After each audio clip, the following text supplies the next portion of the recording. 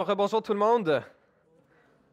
Aujourd'hui, on termine notre série sur les finances. Et on a vu il y a 2 semaines comment on réfléchit à l'argent. La semaine passée, comment on fait notre argent.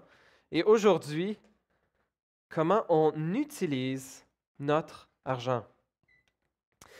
Je pense à 2 hommes que j'ai connus dans ma vie, pas nécessairement personnellement, mais un d'entre eux qui me partageait, bon, il était à la retraite et il disait, j'ai l'intention d'utiliser mon argent, et d'utiliser tout l'argent que j'ai fait dans ma retraite. Mes enfants n'en ont pas besoin, fait que je vais en profiter. Je vais profiter du fruit de mon labeur avant de ma vie, puis c'est pas grave s'il n'en reste pas pour les enfants. Et je pense à un autre homme qui lui disait, et c'est un homme d'affaires qui faisait beaucoup d'argent, mais il était très économe et cherchait à donner le maximum de son argent pour l'œuvre du Seigneur. Et même, c'était il y a plusieurs années, un événement qui a été organisé par notre association d'Église. Il a été un grand donateur, je pense, pour notre association d'Église à travers les années. Et il nous donnait des trucs pour être généreux et il nous expliquait comment on pouvait acheter nos pantalons en spécial au magasin. Et que lui, je ne sais pas combien d'argent il avait, mais il n'achetait jamais des pantalons, pas en spécial. Et c'était quelqu'un qui avait beaucoup d'argent et qui en donnait une partie immense. Et parce qu'il disait, chaque dollar que je peux éviter de dépenser pour moi, c'est un dollar que je peux donner pour le royaume de Dieu. De ces 2 hommes, lequel pensez-vous était le plus malheureux ou le plus heureux au niveau de ses finances? Je pense que le deuxième, même s'il cherchait à dépenser le moins possible pour lui-même, m'avait l'air d'un homme beaucoup plus heureux. Et il prenait plaisir à être généreux. On a intitulé cette série sur les finances « Gestionnaire des biens du roi ».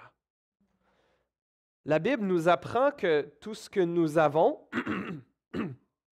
particulièrement comme chrétiens, si nous sommes chrétiens, c'est que nous avons donné notre vie à Dieu. C'est que nous avons reconnu que nous n'étions pas capables de plaire à Dieu par nous-mêmes, que nous étions sans espoir pour cette vie et la vie éternelle sans Jésus. Nous avons reconnu en Jésus le seul espoir, le seul véritable espoir. Et lui avons prêté allégeance, courbé le genou et dire « Jésus, sois mon roi, sois mon maître, sois mon Seigneur ». Et alors, dans cet acte de foi, cet acte de soumission, comme chrétiens, tout ce que nous avons, en fait, appartient à Dieu. Il est question de notre temps. Tout mon temps appartient au Seigneur. Toutes mes énergies, mes capacités, tous mes dons appartiennent au Seigneur. Et également, toutes mes possessions, tout mon argent appartient au Seigneur. Comment donc faire pour être des bons gestionnaires des biens du roi? Devrait marcher. J'aimerais commencer avec 2 principes de gestion. Et le premier, c'est celui-ci, c'est que chaque décision financière est une décision spirituelle. Et justement, c'est une citation du pasteur et auteur américain John Hagee qui disait ceci, « Puisque mon argent est l'argent de Dieu, chaque décision financière est une décision spirituelle. »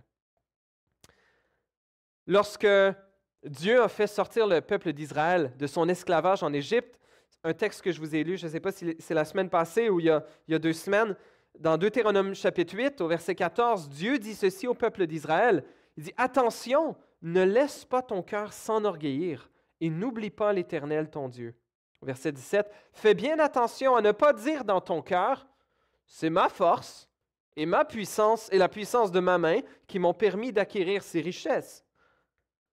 Souviens-toi de l'Éternel ton Dieu, car c'est lui qui te donnera de la force pour les acquérir, ces richesses, afin de confirmer, comme il le fait aujourd'hui, son alliance qu'il a conclue avec tes ancêtres. En fait, l'argent est un jauge pour évaluer la santé spirituelle de mon cœur. L'auteur Jamie Munson, dont je vous partageais le livre il y a 2 semaines, un petit livre de 125 pages qui a été traduit en français qui s'appelle « L'argent, Dieu ou don de Dieu », mentionnait ceci. Au début de son livre, il dit « Toute transaction financière révèle notre cœur en nous donnant l'occasion d'adorer Jésus, en nous mettant au service de son royaume ou de nous adorer nous-mêmes, en nous mettant au service de notre petit royaume personnel. Chacun d'entre nous, qu'il soit nanti ou déshérité, met son argent au service du Dieu qu'il adore. » Fin de la citation. Une autre réflexion, un deuxième. C'est censé être numéro 2, mais peut-être que Dieu voulait que les 2 soient aussi importants pour nous aujourd'hui.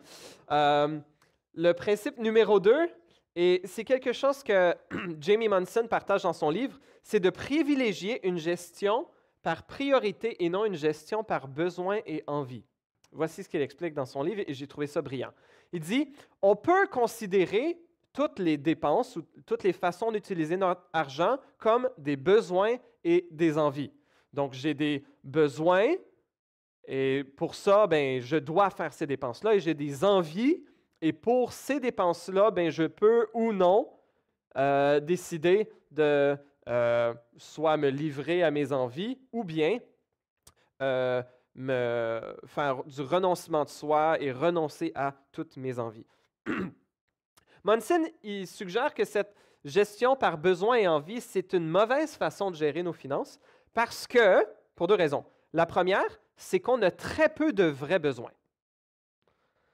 On a besoin d'air. Sur la planète Terre, jusqu'à date, ça va bien. On a de l'air. Ça dépend peut-être certaines saisons. Quand on a du smog, ça peut être un peu plus difficile pour certains. On a besoin d'air. On a besoin d'eau. À Montréal, ça va bien. C'est pas trop compliqué. On a besoin de nourriture. On a besoin de vêtements. Pour survivre, voilà quels sont nos besoins et nos vrais besoins. Et si on parle de besoins et d'envie, on risque de prendre beaucoup de catégories d'envie et de les importer dans besoin. Ah, mais j'ai besoin d'un téléphone, j'ai besoin d'une maison, peut-être d'une certaine taille, j'ai besoin d'une auto. Ce n'est pas des besoins fondamentaux. Je ne meurs pas si je ne l'ai pas. C'est utile, c'est pratique. Ça peut être une bonne décision. Et Jamie Munson suggère qu'au lieu de tout penser en termes de besoins et envies, qu'on pense en termes de priorité. De réfléchir à la façon d'utiliser nos dépenses en fonction de nos priorités. Parce que la deuxième raison que penser en besoins et envies n'est pas très bon, 1, on a très peu de vrais besoins, et 2, ça donnerait l'impression que toute dépense dans envie serait alors égoïste et quelque chose dont on devrait nécessairement se sentir coupable. J'ai une maison, ce n'est pas un besoin fondamental. J'ai une auto, je n'ai pas un besoin fondamental, donc je devrais me sentir coupable. Non, pas nécessairement. Si on réfléchit en termes de priorité, ça nous aide à être des meilleurs gestionnaires et pas d'avoir une dissonance cognitive de dire « Ah, j'en ai pas vraiment besoin, mais je décide de le faire, donc je suis égoïste. » Et il dit ceci, la plupart des désirs ne sont pas intrinsèquement mauvais. Si on pense en termes de besoins et envies ou désirs, la plupart des désirs ne sont pas intrinsèquement mauvais, c'est-à-dire ils ne sont pas mauvais par nature, mais nos désirs n'ont pas de limite. Nos ressources, en revanche, sont limitées, ce qui implique qu'il nous faut établir des priorités. Alors, allons-y, quoi faire avec mon argent? Quelles sont les priorités que vous et moi devrions avoir au niveau de la gestion de nos finances? J'aimerais vous proposer celle-ci comme première, fuir l'endettement. Ce que j'aurais pu appeler aussi vivre selon nos moyens. L'endettement des ménages québécois est en augmentation depuis une vingtaine d'années. Si on calcule combien d'argent les Québécois font à chaque année versus combien ils ont de dettes, les gens ont plus de dettes que ce qu'ils font dans une année. Et même les gens ont presque l'équivalent de 2 années de salaire de dette. Si on met toutes les dettes ensemble, les hypothèques, les prêts auto, carte de crédit, marge de crédit, prêts étudiants, etc. Et l'endettement des ménages québécois et canadiens est en hausse constante. Pourquoi est-ce cela? Parce que nous vivons au-delà de nos moyens. Quels sont les facteurs d'augmentation? Bien, premièrement, l'achat d'une première propriété est très coûteux. Il peut y avoir le poids des prêts étudiants et le recours au crédit pour les dépenses courantes qui expliquent cette tendance. Quand on vit au-dessus de nos moyens, il y a 3 problèmes. Le premier, c'est que ce n'est pas durable. On ne peut pas continuer, comme nos gouvernements, à s'endetter de plus en plus à chaque année. Ce n'est pas durable. Deuxièmement, on le vit lorsqu'on a des dettes, ça augmente l'inquiétude. On n'est pas dans la joie de s'endetter. Ça peut être pénible de dormir la nuit lorsqu'on s'inquiète comment est-ce qu'on va payer notre hypothèque ou comment je vais payer mes dettes. Et troisièmement, le troisième problème avec le fait de vivre dans l'endettement, c'est que ça nous rend incapables d'être généreux avec ce que nous avons. Pourquoi est-ce qu'on a tendance à s'endetter? Il peut y avoir des situations de vie difficiles, mais souvent, on n'a pas bien priorisé. Et on a tendance à dépenser pour le plaisir, comme on le voyait dans les dernières semaines, selon nos cœurs, selon nos envies, selon nos envies qui n'ont pas de limite, et à dépenser pour y trouver une certaine identité dans notre milieu de vie. Je sais qu'il y a des gens qui vivent qui ont des carrières où il y a un salaire beaucoup plus élevé que la moyenne et que c'est toute une lutte de ne pas acheter une voiture de luxe. J'ai des gens dans ma famille qui vivent cela et que c'est un renoncement volontaire de dire non, je n'ai pas de BMW ou de Mercedes, je continue à conduire ma Honda. Et c'est correct. Et de voir les autres personnes. Et l'endettement, ce n'est pas limité aux gens qui ont des salaires moyens. En fait, quand on est plus riche, quand on a plus de revenus, ça nous rend capable de nous endetter plus. C'est très pratique. Proverbe 22:7 nous dit ceci: « Le riche domine sur les pauvres, et celui qui emprunte est l'esclave de celui qui prête. »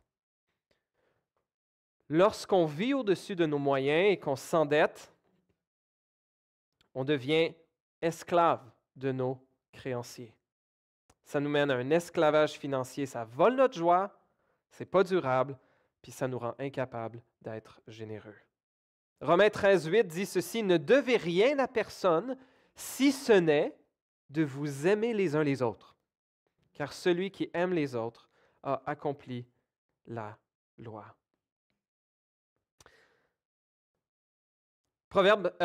Psaume 37:21 dit ceci: « Le méchant emprunte et ne rend pas, mais le juste a pitié et donne. » Et la dette devient péché lorsqu'on refuse de l'en rembourser.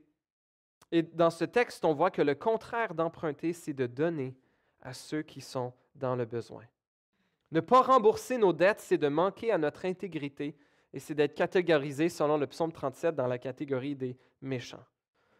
Donc, la première, souvent, une des premières priorités qui est donnée au niveau de la gestion des finances, c'est débarrassez-vous de vos dettes.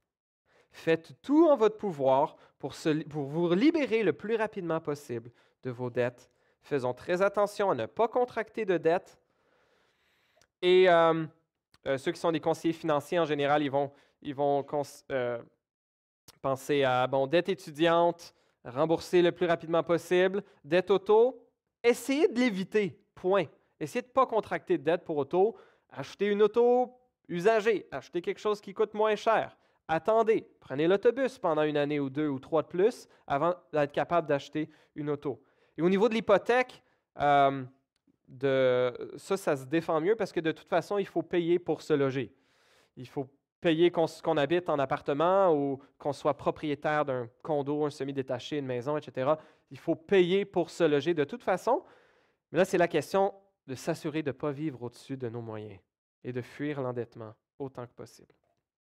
Deuxième priorité financière, économiser. Économiser. Proverbe 6, versets 6 à 11, dit ceci. Peut-être que vous connaissez cette exhortation. L'auteur, probablement Salomon, nous dit ceci: « Va vers la fourmi paresseux, observe son comportement et deviens sage. Elle n'a ni chef, ni inspecteur, ni supérieur. En été, elle prépare sa nourriture. Pendant la moisson, elle récolte de quoi manger. Paresseux, jusqu'à quand resteras-tu couché? Quand te lèveras-tu de ton sommeil? Tu veux somnoler un peu, te reposer encore, juste croiser les mains pour dormir? Voilà que la pauvreté te surprend comme un rôdeur et la misère comme un homme armé. » Salomon nous encourage à ne pas être paresseux, à être travaillant, mais aussi à observer la fourmi, voir comment elle économise. Elle met de côté dans une période d'abondance en préparation pour les mois où il y en aura moins. Proverbe 21, 20 dit ceci: « De précieux trésors et de l'huile sont dans la demeure du sage, mais l'homme insensé les engloutit. » Celui qui dépense tout ou mange tout ce qu'il a au début est catégorisé comme insensé, tandis que le sage, dans sa demeure, il y a de précieux trésors et de l'huile qui ne sont pas tout de suite engloutis. Les Proverbes 21, 5, les projets de l'homme appliqué ne mènent qu'à l'abondance, mais toute personne pressée n'arrive qu'à la disette. On voit que la discipline et la planification financière mènent à la sécurité. Jésus, dans Luc 14, 28, parlait de la construction d'une tour. Il en faisait une illustration sur le coût d'être son disciple. Il disait ceci: « En effet, si l'un de vous veut construire une tour, ne s'assied-il pas d'abord pour calculer la dépense et voir s'il a de quoi la terminer? » Mais on y voit le principe de planification et de prévoyance financière qui s'applique. On se souvient aussi de l'histoire de Joseph, un des fils de Jacob, qui a été vendu par ses frères à la fin du livre de la Genèse et dans l'esclavage, finalement, il se retrouve devant le Pharaon, il apprend, comme Dieu a révélé au Pharaon dans un rêve, et l'explication en est donnée à Joseph, qu'il va y avoir 7 années d'abondance pour l'Égypte, suivies de 7 années de famine. Et Joseph suggère au Pharaon, de mettre de côté pendant 7 ans, et là, Dieu lui avait dit d'avance qu'il y aurait 7 années de disette, mais mettre de côté dans les années d'abondance pour que lorsqu'il y aura les années de famine, il y aura de quoi prendre soin du peuple. Au niveau appliqué, à quoi ça ressemble économiser? Bien, quelques idées. Si vous avez une dépense importante qui s'en vient, par exemple un voyage sur un autre continent pour visiter la famille, bien, je vous encourage à ne pas le mettre sur votre carte de crédit, puis à devoir le repayer pendant des mois ou des années, et en repayer le double et le triple en frais d'intérêt. Je vous encourage à attendre d'avoir l'argent pour le faire, quitte à repousser le voyage d'1 an, de 2 ans, de 3 ans. Je comprends qu'il peut y avoir des imprévus, il peut y avoir un parent qui tombe gravement malade, qui décède, et pour cette raison, une autre raison d'économiser, c'est d'avoir un fonds d'urgence, un fonds pour les imprévus. On peut avoir un fonds pour des projets particuliers, comme un voyage, un fonds d'urgence. C'est une bonne stratégie, c'est conseillé par les planificateurs financiers d'avoir 3 mois de salaire de côté en cas de chômage inattendu. Ah ben là, ça veut dire qu'on ne peut pas se payer les vacances qu'on aimerait cette année. Peut-être que c'est une bonne chose. Peut-être que c'est une bonne chose de mettre de côté maintenant en vue des possibles difficultés qui pourraient arriver. Il peut y avoir des réparations d'automobiles inattendues. Ceux qui sont propriétaires de voitures, une voiture, ce n'est jamais un investissement, c'est toujours une dépense. Ça coûte beaucoup moins cher la STM. Peut-être que vous trouvez que la STM coûte cher. Ça coûte beaucoup moins cher la STM que d'être propriétaire d'une voiture. Et parfois, la chose à faire comme propriétaire de voiture, c'est de vendre notre voiture et d'utiliser la STM. Mettre de l'argent de côté pour la retraite. C'est une bonne pratique. Et peut-être que dans votre emploi, votre employeur vous donne des incitatifs pour le faire. Je vous encourage à en profiter, à mettre de l'argent de côté pour votre retraite. Et même plus on met de l'argent de côté jeune à la bourse, plus les intérêts composés vont produire de dividendes à long terme. Fuir l'endettement, économiser. Maintenant, je le mets ici parce que je vais terminer avec mon plus gros point à la fin. Donc, troisièmement, dépenser avec contentement et reconnaissance. Si on parle de priorité, alors on fuit l'endettement, on évite les dettes ou on rembourse nos dettes, on met de l'argent de côté et, quatrième, celui qu'on va voir, on est généreux, on donne, on va en parler un peu plus tantôt, mais il n'y a pas de mal à dépenser au-delà du strict minimum avec contentement, mais avec reconnaissance à Dieu, que Dieu nous donne, que Dieu est celui qui nous donne de l'argent, que ce soit de l'argent pour lequel on a mendié, que ce soit de l'argent qu'on a hérité, que ce soit de l'argent pour lequel on a travaillé, que ce soit de l'argent qui vient de l'assurance chômage ou l'assurance maladie ou qui vient d'un fonds de pension commun. On peut être reconnaissant et dépenser avec sagesse, avec contentement, avec reconnaissance et, lorsque nous faisons des dépenses, pouvoir louer le Seigneur pour ce qu'il nous donne. Jamie Munson encore dit ceci: « Si vous êtes sur le point de faire des dépenses, souvenez-vous de ces principes. Contentement, modération, générosité et ressaisissez-vous.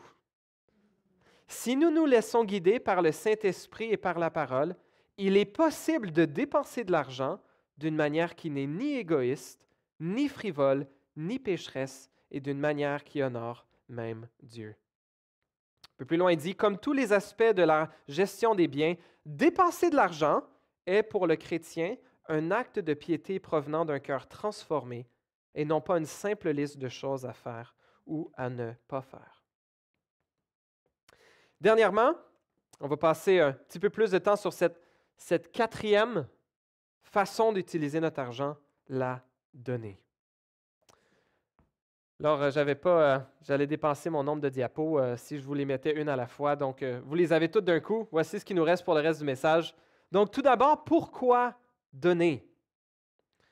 Eh bien, nous allons tous mourir et ce qui nous reste de richesse ira à d'autres. L'Ecclésiaste nous en parle comme quelque chose qui fait partie de la recherche du vent, que c'est courir après le vent, c'est de la fumée. Toutes nos richesses accumulées, à la fin de notre vie, vont à d'autres. Si nous vivons pour accumuler, eh bien, nous partons sans cela. Profitons de pouvoir donner. Une autre raison de donner, à cause des dangers des richesses, à cause des dangers de notre cœur facilement cupide, avare, désireux de posséder plus ou de posséder point. Jésus a dit, que servirait-il à un homme de gagner le monde entier s'il perd son âme? Nous voulons donner une partie de notre argent pour servir le Seigneur, parce que nous sommes créés à l'image de Dieu, qui est un Dieu qui se donne et qui donne. Et comme ces porteurs d'image, nous donnons également. Nous voulons donner comme acte de louange envers Dieu pour servir Jésus. Texte qui m'est revenu en tête tantôt, 2 Corinthiens 8, verset 9, nous dit ceci à propos de Jésus. En effet, vous connaissez la grâce de notre Seigneur Jésus-Christ. Pour vous, il s'est fait pauvre alors qu'il était riche, afin que par sa pauvreté, vous soyez enrichis. Le Seigneur Jésus a quitté son trône de gloire et est venu dans ce monde brisé, est venu connaître la souffrance, la maladie, la faiblesse, la faim, la soif, la persécution, les tentations, et Jésus est mort, faussement accusé, en tant qu'innocent, pour racheter tous ceux et celles qui se reconnaissent comme spirituellement pauvres et en besoin d'un sauveur. Jésus s'est fait pauvre, de riche qu'il était, afin que nous soyons enrichis. Et ce dont il est question ici, ce n'est pas d'avoir plus d'argent, mais c'est cette richesse spirituelle que nous devenions héritiers du Dieu créateur. Alors que Jésus lui-même s'est fait pauvre pour notre salut, nous en retour sommes appelés, peut-être pas à nous faire pauvres, mais nous aussi à nous dépouiller d'une partie de ce que nous avons pour le redonner à Dieu et le mettre à son service, pour que le nom de Jésus soit connu. Si vous souffrez de cupidité et d'avarice, des vieux termes de français, ou si vous êtes attaché à votre argent, le meilleur remède, c'est de le donner. C'est la générosité. Jésus nous dit dans Luc 12,15, « Gardez-vous avec soin de toute soif de posséder, car la vie d'un homme ne dépend pas de ses biens, même s'il est dans l'abondance. » Une autre raison pour donner, une autre bonne raison pour donner, c'est pour susciter des actions de grâce envers Dieu. En 2 Corinthiens 9, versets 11 à 12, Paul exhorte les Corinthiens à donner pour une collecte pour leurs frères et sœurs pauvres de Jérusalem. Il dit, en effet, cette collecte ne pourvoit pas seulement aux besoins des saints, il fait aussi abonder des prières de reconnaissance envers Dieu. Nous avons des bonnes raisons d'être généreux, nous avons des bonnes raisons de donner. C'est aussi possible d'avoir des mauvaises raisons de donner. Je vous partageais la semaine passée un homme qui était prêt à donner 17 millions de dollars à l'Église afin d'acheter la faveur de Dieu, afin de racheter ses fautes et ses péchés. Et ce n'est pas possible. La faveur de Dieu ne s'achète pas. Elle se donne. En retour de la grâce de Dieu, nous sommes appelés à être généreux. Mais nous ne pouvons pas acheter la faveur de Dieu. C'est une mauvaise raison pour donner. Une autre mauvaise raison pour en tirer gloire. Pour en tirer gloire auprès des autres ou pour en tirer gloire dans notre propre homme intérieur ou femme intérieure. Wow! Que je suis une bonne personne. Pas que vous ne devriez pas donner, mais pas pour ça. Une troisième mauvaise raison de donner, c'est par culpabilité. De donner parce que je me sens coupable ou parce que je suis coupable. On va voir que Dieu nous appelle à donner, oui, avec sacrifice, mais avec joie. Qui devrait donner? Point B ici. Est-ce que ça prend un certain niveau de vie minimal, un certain revenu minimal pour redonner une partie de ce que nous avons comme bien, comme possession à Dieu? On va voir donner à qui, à quoi après. Mais d'abord, qui est appelé à donner? Qui est appelé à être généreux avec ce qu'il possède? J'aimerais suggérer que c'est une obligation qui est pour tous les chrétiens. Dans Deutéronome 16, versets 16-17, Dieu parle au peuple d'Israël. On est dans l'Ancienne Alliance ici, avec les sacrifices et tout ça. Et il dit ceci, « 3 fois par an, tous les hommes parmi vous se présenteront devant l'Éternel, ton Dieu, à l'endroit qu'il choisira, à la fête des pains sans levain, à la fête des semaines et à la fête des tentes. » Il y a ça ici, c'est la phrase que je voulais vous souligner, où il est dit, « On ne paraîtra pas devant l'Éternel les mains vides. Chacun donnera ce qu'il pourra en fonction des bénédictions que l'Éternel, ton Dieu, t'aura accordées. » J'aimerais suggérer, chers amis, que chacun d'entre vous que vous ayez 0 revenu, mais si vous avez 0 revenu, peut-être que vous mendiez, ou peut-être que vous recevez de l'aide sociale, ou vous recevez une assistance gouvernementale. J'aimerais vous suggérer qu'il y a une partie de ça, et je suis loin de parler d'un 10%, quelque chose que vous devriez redonner comme un acte d'adoration, comme un acte de confiance en Dieu. Lorsque j'étais étudiant et qu'il y avait des dizaines de milliers de dollars de dépenses qui s'en venaient pour moi à l'école, certaines personnes en qui j'ai confiance m'ont conseillé durant mes études de ne pas donner la dîme de mes revenus parce que je n'aurais pas assez pour vivre de toute façon, que j'allais devoir dépendre peut-être des prêts et bourses ou de la provision de mes parents, ou etc. Et j'espère que ce n'est pas moi ça. Et j'ai suivi ce que je considère avoir été un mauvais conseil. J'ai pas donné une dîme ou un montant quelconque de mes emplois d'été. Je ne travaillais pas pendant l'année scolaire, mais je travaillais pendant l'été. Je recevais l'argent, je le mettais de côté pour mes études. Et je trouve que je me suis privé d'une joie. Je trouve que je me suis privé d'une joie, d'une occasion d'adorer Dieu. En donnant à Dieu, en donnant à mon Église, à une partie de ce que le Seigneur m'avait donné. Je sens que j'ai raté une occasion de mettre en pratique ma foi, d'apprendre à faire confiance à Dieu. Et je le regrette. Et j'ai dû demander pardon au Seigneur. Je sens que j'ai été mal conseillé, mais je sens que j'ai aussi été personnellement désobéissant.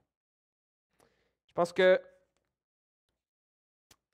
peu importe combien on reçoit, il est bon pour nous d'en redonner une partie au Seigneur. Donner à qui? Donner à quoi? À travers la Bible, dans l'Ancien Testament, les Israélites devaient de temps en temps organiser un repas et en offrir aux Lévites, à l'étranger, l'orphelin et la veuve, les gens les plus vulnérables de la société. Dans le Nouveau Testament, à plusieurs reprises, ça revient l'importance de prendre soin des pauvres, de soutenir les faibles. Je vous saute les passages. Actes 20, 35, Romains 12, 13, Galates 2, 9 et 10, Éphésiens 4, 28, 1 Timothée 6, 17, 18. Je vous lis juste Éphésiens 4, 28, que je pense j'ai lu les 2 dernières semaines, que celui qui volait cesse de voler, qu'il se donne plutôt la peine de travailler honnêtement de ses propres mains pour avoir de quoi donner à celui qui est dans le besoin. Une partie de notre revenu, je pense, selon la Bible, devrait être pour ceux qui sont plus dans le besoin que moi. Ça peut être au sein de votre propre famille, au sein de la famille spirituelle, au sein de l'Église, un voisin sur votre rue, votre quartier, donner à ma ville et donner jusqu'à l'étranger. À voir ce que Dieu vous met à cœur avec sagesse. Un deuxième endroit où donner, c'est donner pour l'œuvre de l'Évangile, que ce soit de l'Église locale ou à la mission internationale. Je suis vraiment dans un conflit d'intérêts ici, en tant que pasteur rémunéré par l'Église. Mais je vais vous lire des passages de la Bible qui s'adressent à nous tous, où le Nouveau Testament particulièrement nous enseigne de supporter ceux qui nous enseignent la parole de Dieu. 1 Corinthiens 9, 1 Corinthiens 9, Paul en parle. Je vais aller à d'autres versets plus courts. Galates 6, 6, Paul dit ceci, que celui à qui l'on enseigne la parole donne une part de tous ses biens à celui qui l'enseigne. Dans 1 Timothée 5, 17 et 18, il est dit ceci, que les anciens qui dirigent bien soient jugés dignes d'une double marque d'honneur, surtout ceux qui travaillent à la prédication et à l'enseignement. En effet, l'Écriture dit, tu ne mettras pas de muselière au bœuf quand il foule le grain, et l'ouvrier mérite son salaire. On voit aussi comment des églises ont soutenu Paul, qui lui était missionnaire et partait à l'extérieur. Dans Philippiens 4, versets 10 à 18, on voit comment Paul remercie les Philippiens de leur aide matérielle, qu'ils ont pris soin de ses besoins, lui qui était missionnaire pour l'œuvre de Dieu. Nous ne pouvons pas tous aller jusqu'aux extrémités de la terre, mais nous pouvons tous donner pour soutenir ceux qui y vont. Et c'est pour ça que c'est une priorité dans un budget d'Église, non seulement de soutenir ses ouvriers, de payer pour les dépenses courantes, avoir une salle, avoir les capacités financières pour offrir une communauté bienveillante, mais aussi qu'une part de notre budget d'Église serve pour la propagation de l'Évangile à l'extérieur de notre ville et au-delà jusqu'aux extrémités de la terre. Comment donner? J'aimerais vous proposer ici, comment donner? J'aimerais vous proposer ceci. Donner les prémices, donner avec régularité, donner avec sacrifice et donner avec joie. Tout d'abord, les prémices. Dans l'Ancien Testament, c'était un principe qu'à plusieurs fêtes, entre autres à la fête de la moisson, les Israélites devaient amener les premiers fruits de leur travail, de ce qu'ils avaient semé dans le champ. Il dit ceci, Exode 23, 19, « Tu apporteras à la maison de l'Éternel, ton Dieu, les tout premiers produits de ton sol. » Dans Nombre 15 aussi, « Vous prélèverez une offrande pour l'Éternel de votre pain. Vous présenterez à titre de prélèvement un gâteau tiré de votre première fournée. Vous le présenterez comme l'offrande qu'on prélève de l'aire de battage. » Proverbe 3, 9 dit ceci, « Honore l'Éternel avec tes biens et avec les premiers de tous tes produits. » Beaucoup trop de chrétiens ont tendance à donner le restant ou le surplus, mais j'aimerais proposer que c'est une meilleure pratique spirituelle et je crois plus fidèle aux Écritures que donner une part, une première part de ce que nous avons comme revenu. Deuxièmement, donner avec régularité. Il y a toutes sortes de factures qu'on paye tous les mois, des dépenses qu'on fait toutes les semaines, toutes les 2 semaines. De même, donnons avec régularité, de peur de n'avoir que des restants à donner au Seigneur. Troisièmement, donnons avec sacrifice. Vous connaissez sans doute cette histoire dans Marc 12, versets 41 à 44, j'aimerais vous la lire. Jésus était assis vis-à-vis du tronc dans le temple et regardait comment la foule y mettait de l'argent. De nombreux riches mettaient beaucoup. Une pauvre veuve vint aussi, elle y mit 2 petites pièces, une toute petite somme, nous dit Marc.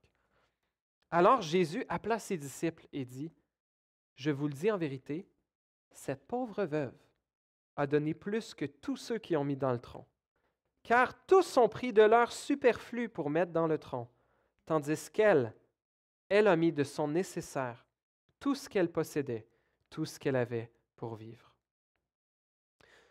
Au jeune homme riche, Jésus lui a dit de tout vendre et de le donner aux pauvres, de tout donner aux pauvres, et il a été incapable de le faire. Alors, je ne pense pas que Jésus est en train de nous encourager ici que c'est nécessaire de se dépouiller de tout ce que nous avons. On pense à nos priorités. La semaine passée, on parlait ou il y a 2 semaines, en quoi l'argent est utile. On doit travailler pour prendre soin de nos besoins personnels, pas avoir à dépendre des autres, prendre soin de ceux qui sont sous notre responsabilité.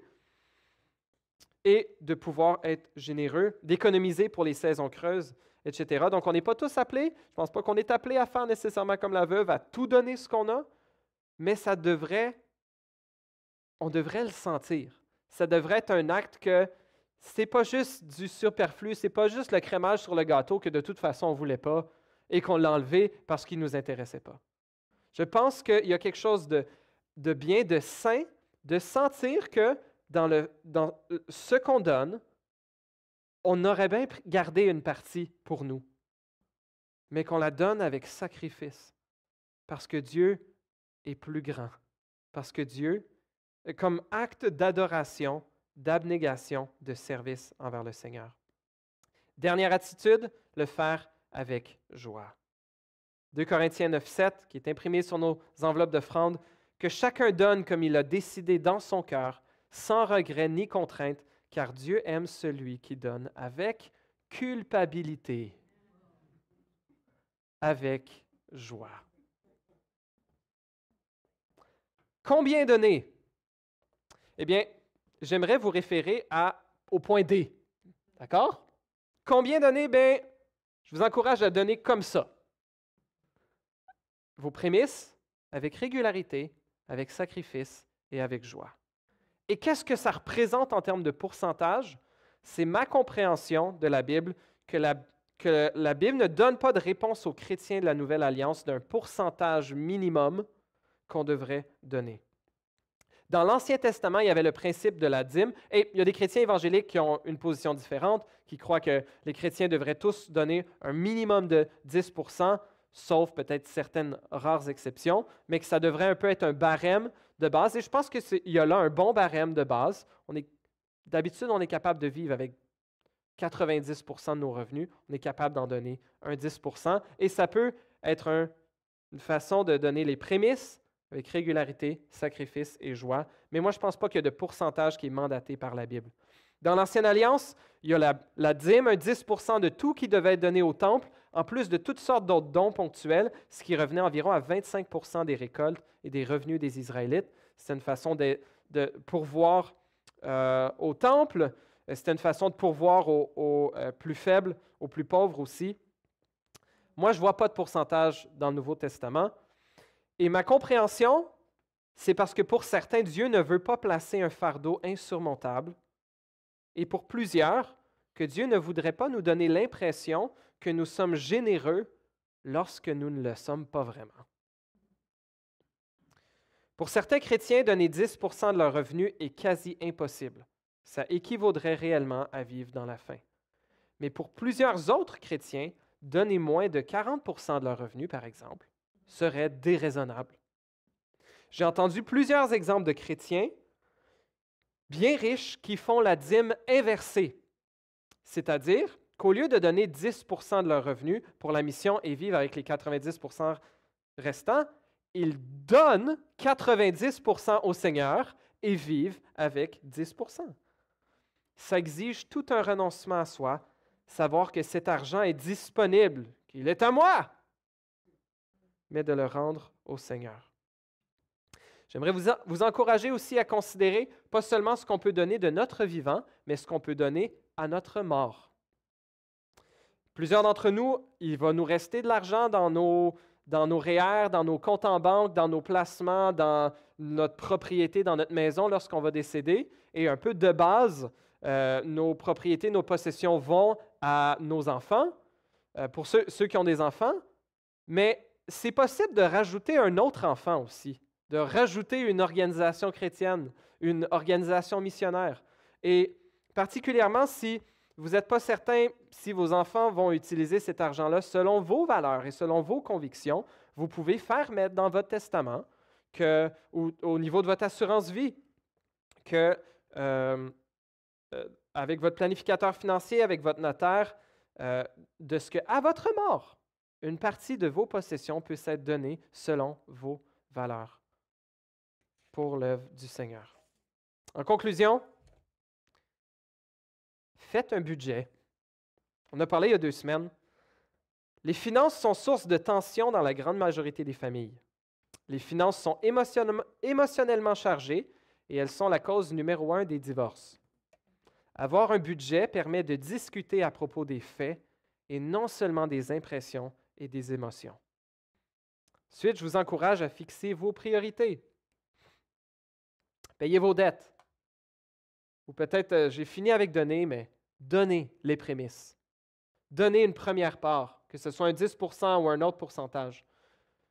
Payez vos dettes, économisez et dépensez avec contentement et avec reconnaissance. Et si vous pouvez donner davantage ensuite, eh bien, allez-y avec joie.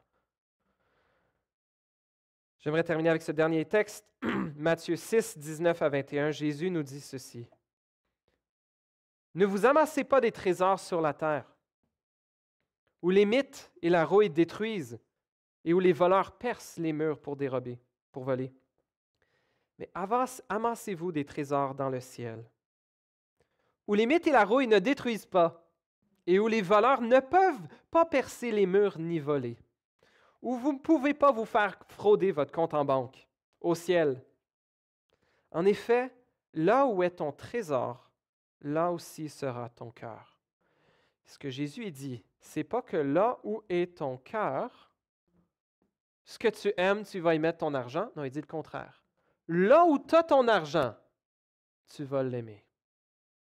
Si on place notre argent dans nos biens terrestres, notre préoccupation va être là. Mais si on donne notre argent, si on est généreux avec notre argent, ou même si on conçoit que tout ce qu'on a, ça appartient au Seigneur. On le garde, comme on dit, avec une main ouverte, non pas avec une main fermée, c'est à moi. Dire, Seigneur, c'est à toi. Oui, tu m'as donné ceci, ceci, cela, je garde ma main ouverte. Ça t'appartient. Et parfois, l'Éternel a donné, l'Éternel a repris, qu'on puisse être capable de dire, comme Job, que le nom de l'Éternel soit béni. Soyez bénis et investissons pour le royaume de Dieu. Investissons pour le ciel. Soyez bénis.